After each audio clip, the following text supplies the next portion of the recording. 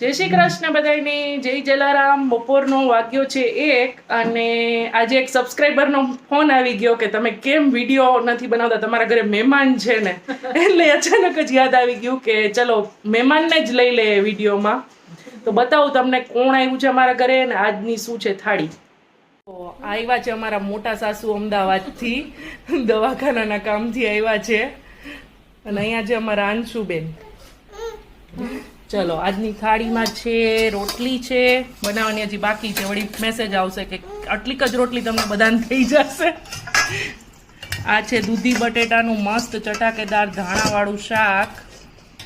અહીંયા છે ગોળવાળો સંભારો, ખાખડી અને મરચાંનો. અહીંયા છે મગની દાળ, કાકડી છે અને ભાત છે. હા બા છે.